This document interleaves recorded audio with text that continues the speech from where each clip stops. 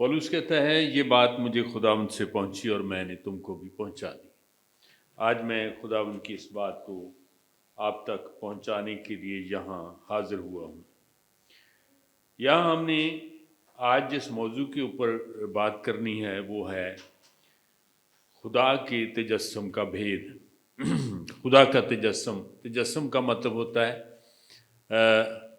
جسم اختیار کرنا، یعنی خدا نے جسم اختیار کر لیا۔ تو اس کے معنی ہے جسم اختیار کرنا، اور اس کا مطلب ہے عظیم ترین کا کم ترین کے پاس آ جانا۔ مطلب اور معنی الگ الگ ہیں، یعنی اس کے معنی ہے جسم اختیار کرنا، اور اس کا مطلب ہے عظیم ترین کا کم ترین کے پاس آ جانا۔ اور یہاں ہم نے پڑھا ہے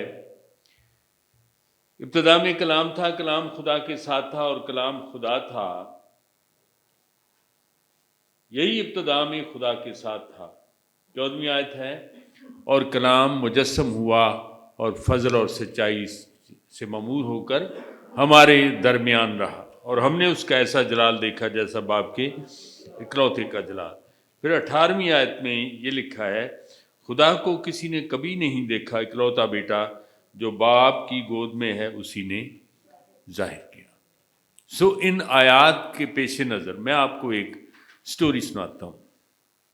ہندوستان میں جب پاکستان ہندوستان اکٹھے تھے تو اس کے اوپر انگریز کی حکومت کے خاتمے تک غیر قوموں کی حکومتیں رہیں۔ ان حکومتوں میں سے ایک حکومت تھی جو خلجی خاندان کی تھی۔ اساتذہ لوگ تاریخ پڑھی ہے، انہوں نے جانتے ہیں خلجی ایک قبیلہ تھا جس کے بادشاہوں نے اس خطے کے اوپر حکمرانی کی ہے، اور ان میں سے ایک شخص کا نام تھا علاؤ الدین خلجی۔ علاؤ الدین خلجی بہت رحم دل آدمی تھا، وہ اچھا بادشاہ تھا۔ وہ برداشت نہیں کرتا تھا کہ ملک کے اندر لاقانونیت ہو، اور اس نے اپنے وزراء سے بات کی کہ مجھے ملک کی رپورٹ لا کے دیا کریں۔ مہنگائی بہت زیادہ ہے، ریٹ فکس نہیں ہے چیزوں کے، میں نے سنا ہے آپ اس کی رپورٹ دیا کریں مجھے روزانہ کی۔ تو وہ لوگ کیا کرتے تھے کہ دکانوں والوں سے، کاروباری لوگوں سے رشوت لے کے تو وہ سب اچھا کی رپورٹ دے دیا کرتے تھے، لیکن بادشاہ مطمئن نہیں تھا۔ ایک دن اس نے کیا کیا، اس نے اپنا بیس بدلا۔ نیٹ کلین اس کے ہاتھ تھے، اس نے میلے مولے کر لیے، کپڑے بھی کسان جیسے پہن لیے، چہرے پر بھی کوئی میک اپ کر لیا، پاؤں بھی جتنا ننگا حصہ ہوتا تھا اس کے اوپر مٹی مٹی لگا لی، اور وہ دوسرے شہر میں چلا جاتا ہے۔ جا کر اس نے بازار میں مختلف کاروباری لوگوں سے کچھ چیزیں خریدیں، اور اس کو سمجھ آ گئی کہ یہ ریٹ ٹھیک نہیں ہے، اپنی اپنی مرضی کے ریٹ لگاتے ہیں لوگ، غریب آدمی پس رہا ہے۔ اس نے 3 آدمیوں کو پکڑا۔ اگلی سٹوری یہ ہے جو اتنی اچھی نہیں ہے کہ اس نے 3 آدمیوں کو سر بازار پھانسی لگا دیا، اور اس کے بعد دنیا میں، ہندوستان کی دنیا میں امن ہو گیا۔ علاؤ الدین کے جانے کے بعد بھی کئی بادشاہتیں آئیں، لیکن لوگوں کے اندر ایک خوف تھا کہ ہمارے ساتھ یہ سلوک ہو سکتا ہے۔ اور جو اس کے اندر بات ہے نا، علاؤ الدین خلجی جو بادشاہ تھا ملک کا، عظیم ترین تھا، اس نے اپنے بھیس کو تبدیل کر کے وہ بازاروں میں نکلا ہے۔ وہ غریب عوام کی مدد نہیں کر سکتا تھا اگر وہ بھیس نہ بدلتا۔ ہمارے بھی گھر میں جب ہم پسماندہ خاندانوں سے، میں ذاتی طور پر ہوں، جب بھی ہمارے پاس کوئی بڑا آدمی آتا تھا تو ہمارے پاس اس کو بٹھانے کی جگہ نہیں ہوتی تھی، تو ہم اس کے لیے اسپیشل قسم کی جگہ بناتے تھے اور پھر اس کو بٹھاتے تھے۔ تو یہ یاد رہے کہ خدا، یہ جملہ یاد رکھنا، خدا انسان بنا ہے تاکہ انسانوں کو بچا لے۔ میں ایک سوال آپ کے سامنے کرتا ہوں، کہ اگر کوئی ندی میں گر جائے بندہ تو اس کو کیا کوئی بیل بچائے گا یا کوئی اور جانور بچائے گا؟ اس کو کوئی ماہر تیرنے والا بندہ ہی بچائے گا، انسان بچائے گا۔ اور خدا اس لیے انسان بنا ہے تاکہ وہ انسانوں کو دلدل سے نکال سکے، تاکہ وہ انسانوں کو انسان بن کر اس کی نجات کا باعث مہیا کرے۔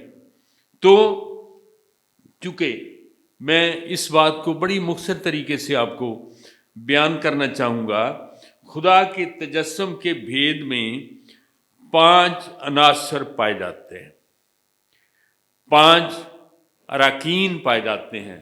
یعنی اگر میں کہوں کہ آپ میرا چہرہ دیکھتے ہیں، میری بات سنتے ہیں، میں زندہ ہوں، مجھے زندہ دیکھ رہے ہیں، اور اگر میری باتوں کے اوپر آپ کو خوشی ہوتی ہے تو یہ عقل کی باتیں، حکمت کی باتیں ہوں گی۔ آپ میرے اندر عقل کو بھی دیکھ رہے ہیں یا حکمت کو دیکھ رہے ہیں، آپ میرے اختیار کو بھی دیکھ رہے ہیں۔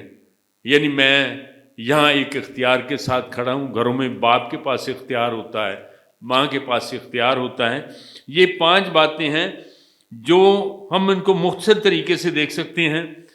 کلمہ جو ہے یہ متکلم سے جدا نہیں ہوتا۔ یہاں ہم نے پڑھا ہے متکلم مت ہوتا بولنے والا، جو بات میرے منہ سے نکلتی ہے یہ میرے ساتھ جڑی ہوئی ہے، جو بات آپ کرتے ہیں یہ آپ کے ساتھ جڑی ہوئی ہے۔ یہاں ہم نے پڑھا ہے اور کلام مجسم ہوا، خدا کا کلام خدا کے منہ سے نکلا ہوا خدا کے ساتھ جڑا ہوا ہے۔ اور پہلا عنصر یہ ہے کہ خدا کلمہ ہے۔ دوسری بات ہے، میں نے کہا کہ آپ مجھے کھڑا ہوا دیکھ رہے ہیں۔ دوسری بات ہے خدا نور ہے، خدا کو نور کہا جاتا ہے، خدا نور ہے، خدا کا چہرہ ہے وہ۔ اور تیسری بات ہے خدا کی حکمت، خدا کی حکمت خدا کے ساتھ جڑی ہوئی ہے۔ خدا میں خدا کی عقل کو حکمت کہتے ہیں، آدمیوں کی عقل کو عقل کہتے ہیں۔ اور چوتھی بات ہے روح کا مطلب ہے زندگی، خدا زندہ خدا ہے۔ اور 5ویں بات ہے قدرت، روح القدس تجھ پر نازل ہوگا اور خدا تعالیٰ کی قدرت تجھ پر سایہ ڈالے گی، اسی سبب سے وہ مولود مقدس خدا کا بیٹا کہلائے گا۔ پھر ہے امثال 8واں باب پڑھیے، سارے کا سارا پڑھنا۔ حکمت پکارتی ہے جب خدا نے سب کچھ بنایا میں اس کے ساتھ تھی۔ اور پولس کہتا ہے پہلا کرنتھیوں پہلے باب کی 24 آیت میں مسیح خدا کی حکمت ہے۔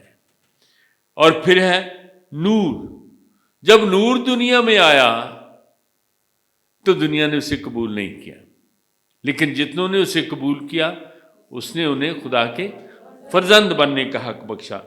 اور پھر جو سب سے پہلی بات ہم نے یہاں پڑھی ہے، خدا کلمہ مجسم ہوا ہے، خدا کی زندہ باتیں جنہوں نے مکمل پرسنالٹی جو ہے بن کر دنیا میں آ کر اپنا جلال ظاہر کیا ہے۔ میں یہ کہنا چاہ رہا ہوں یہ خدا کا تجسم ہے، مسیح کا تجسم نہیں ہے۔ ایک کتاب کے اوپر ٹائٹل دیا ہوا ہے تجسم المسیح، یعنی مسیح کا تجسم نہیں ہے، یہ اصل ہے خدا کا تجسم مسیح میں۔ خدا نے مسیح میں صورت اختیار کی انسانی۔ رومیو پہلے باب کی 30 آیت میں لکھا ہے جو جسم کے اعتبار سے تو داؤد کی نسل سے پیدا ہوا، جسم کے اعتبار سے تو داؤد کی نسل سے مجسم ہو کر دنیا میں آیا ہے، اور پاکیزگی کی روح کے اعتبار سے مردوں میں سے جی اٹھنے کے سبب سے قدرت کے ساتھ خدا کا بیٹا ٹھہرا۔ یہ بات اس کی صلیب کے ساتھ تعلق رکھتی ہے۔ آج کی یہ 5 باتیں مجھ میں بھی ہیں، آپ میں بھی ہیں، ہر ایک انسان میں ہے۔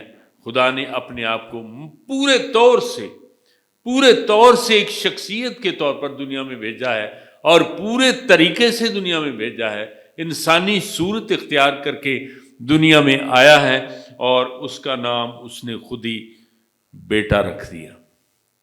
یہ میرا پیارا بیٹا ہے جس سے میں خوش ہوں۔ یہ خدا دنیا میں آیا، یہ ہمیں یاد رکھنا چاہیے۔ اگلی بات جو میں آپ کو بتانا چاہوں گا وہ ہے تجسم کا، خدا کے تجسم کا بھید جو ہے میری زندگی میں کیسے ظاہر ہوتا ہے۔